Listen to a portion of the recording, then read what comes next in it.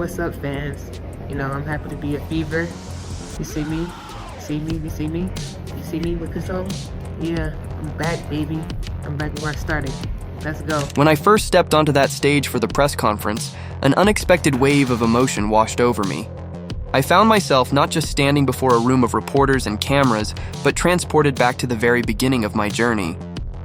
It was as though every step I had taken in my professional life led me to this defining moment, a moment filled with nostalgia, determination, and an overwhelming sense of destiny. That day, under the bright lights and in front of a crowd that was both eager and critical, I realized that I was not simply returning to a team. I was returning to my roots, to where it all began. I remember that moment vividly. There was a hush in the room as I spoke about my homecoming to Indiana Fever. Back here again where I started, and just how Stephanie White was speaking so highly of me. I'm like, this is where I need to be at, and this is where I belong, and I'm just so happy to be able to come back and handle some unfinished. The same team that had once given me my first big break. Emotions bubbled up, and I couldn't help but let them show, even as I tried to stay composed.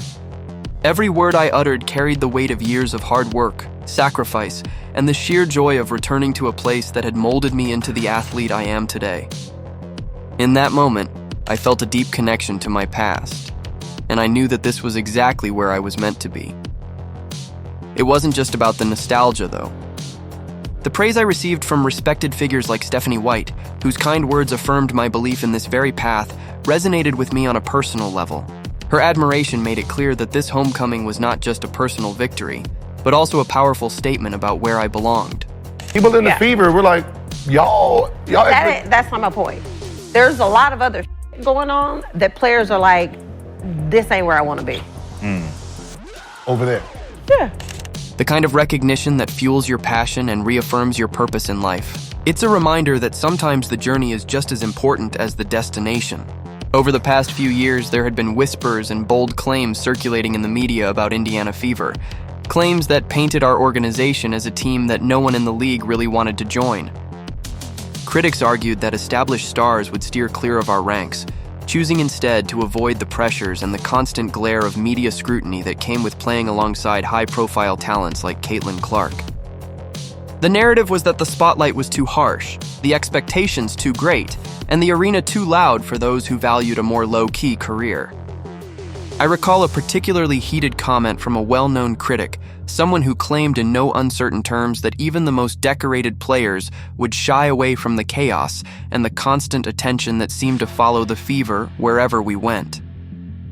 Some new shit going on around there. It's a lot. Yeah. So you have players that are very significant on this Indiana Fever team that are like, I don't want to be here. This is where I want to be.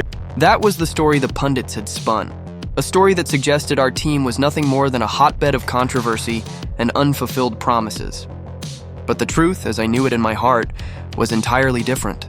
I had always believed that there was something special about Indiana Fever, something that went beyond the noise of sensational headlines. I believed in our potential, in our ability to come together as a family and to build something lasting, a legacy defined by hard work, trust, and the relentless pursuit of excellence. The irony of it all wasn't lost on me. Here I was, a decorated veteran with 3 WNBA championships and a former Defensive Player of the Year title to my name, and yet the narrative had been set that I would never willingly sign with a team like Indiana. I had spent years honing my craft, averaging nearly 18 points and pulling down 7 rebounds per game in the previous season, a performance that placed me among the elite players in the league. And now, despite all that, I found myself at the center of a storm of criticism and doubt. Yet I had chosen to come home. Play with Caitlin Clark, Kelsey Mitchell, Leah Boston, the player that, that I also say stuff on the court to them when I'm playing against them. But I'm happy that I'm playing with them, not against them no more. I chose to join the team that had drafted me back in 2014 with the 5th overall pick, a franchise that had been a cornerstone of my professional journey. That decision wasn't made lightly. It was a statement, a declaration that I was ready to defy expectations and to help rewrite the story of Indiana Fever.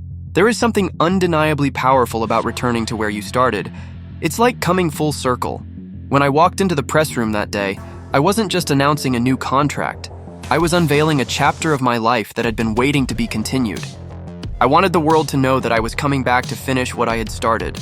I spoke openly about the unfinished business that lay ahead, about the deep bond I felt with the organization, and about the promise that had been made long ago, a promise to give everything I had for the team that had once believed in me. During the press conference, as I recounted the journey of my career, I could sense the skepticism of some, but I also felt the palpable energy of supporters who understood the magnitude of what was happening. I recalled the past where critics like Cheryl Swoops had made bold, dismissive claims that no one in the league would ever choose to play for a team like ours. They insisted that the environment would be too overwhelming, that the focus on a young, rising star like Caitlin. Social media. Okay. It's a turn. Right? It's a turn, right? It's really a turn of the tides.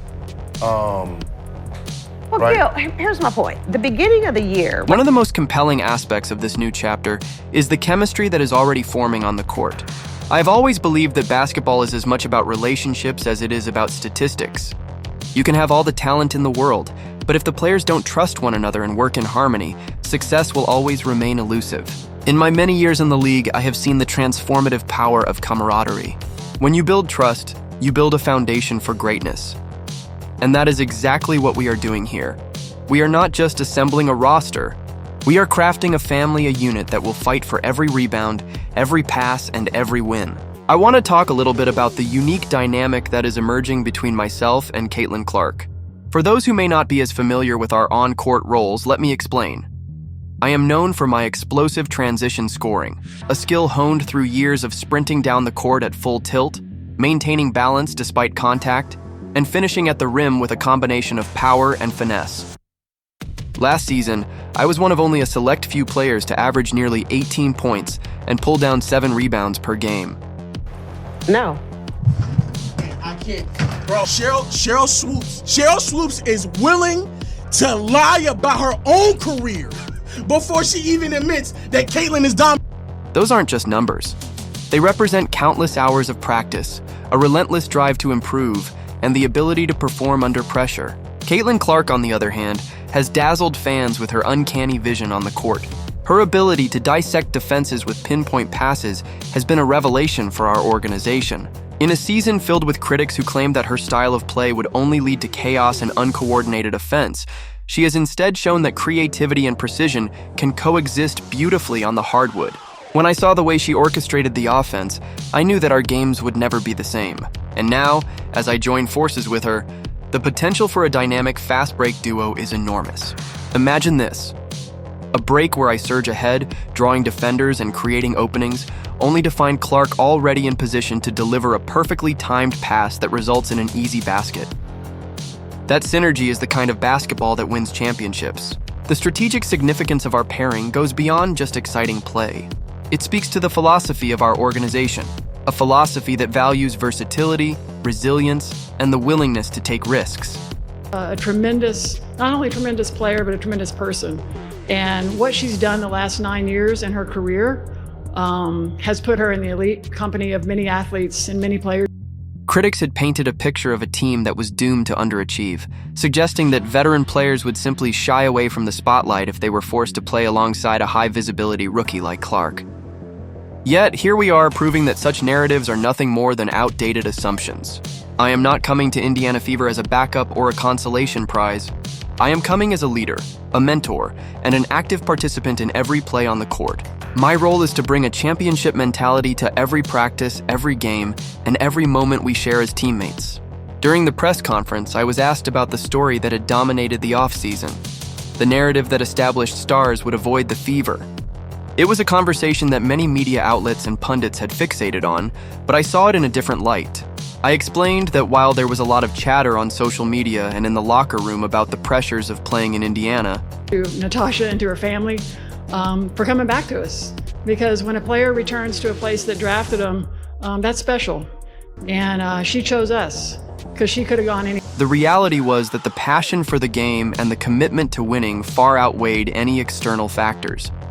I recalled a time earlier in the year when a vocal critic had claimed that playing in Indiana was not where top-tier talent wanted to be. I countered by saying that I was here not by accident, but by choice. A choice rooted in my deep connection to this franchise and the belief that we could accomplish something extraordinary together. It wasn't just about defying critics. It was about embracing an opportunity to grow as a person and as an athlete. I reflected on the journey that had brought me to this point, the challenges I had overcome, the lessons learned from every practice and every game, and the personal growth that had defined my career. Returning to Indiana was as much a personal milestone as it was a professional one. It was an opportunity to reconnect with old friends, to rebuild relationships that had weathered the ups and downs of my career, and to once again feel the electric atmosphere of a home crowd that understands what it means to fight for every possession. I also took a moment to express my gratitude to family, my friends, and everyone who had supported me along the way. They were the ones who had believed in me when the odds were against me, who had celebrated my victories and helped me learn from my defeats. Their support had been a constant reminder that success isn't measured solely by statistics or awards, but by the impact you have on the lives of those around you. And now, as I step back onto the court in an Indiana Fever jersey,